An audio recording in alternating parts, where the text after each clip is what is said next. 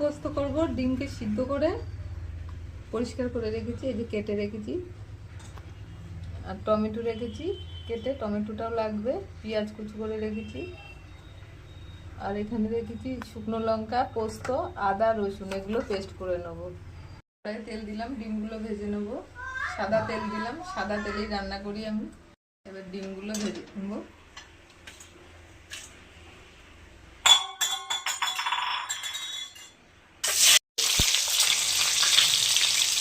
একটু হলুদ দিলাম,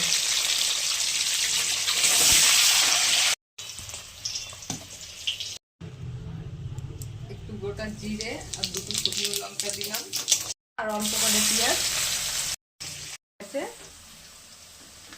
এরকমই ভাজতে হবে লাল করে পেঁয়াজগুলো।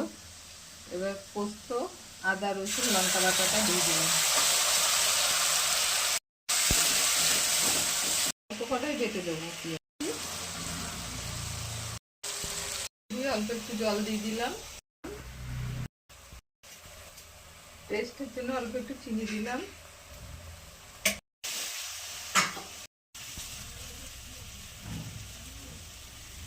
এই যে তেল ছেড়ে দিয়েছে, মশলা কষানো হয়ে গেছে। দিয়ে দিলাম, আমি দুটো টমেটো দিয়েছি।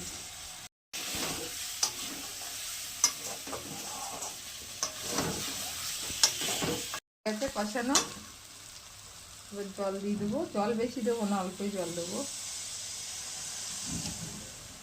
গোটা গোটা রাখবো বলে টমেটোগুলো পরে দিলাম। কারো যদি ইচ্ছা করে টমেটোটা বেটেও দিতে পারেন। ডিম পোস্ত এটার নাম। মশলা পোস্তই, আর আদা, রসুন, পেঁয়াজ আর লঙ্কা।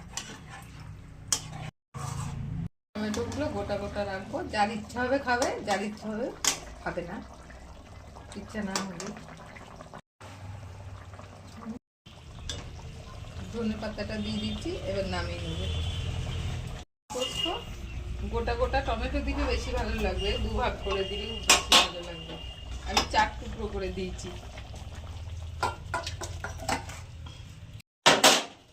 আমি একটু ঝোল রেখেছি,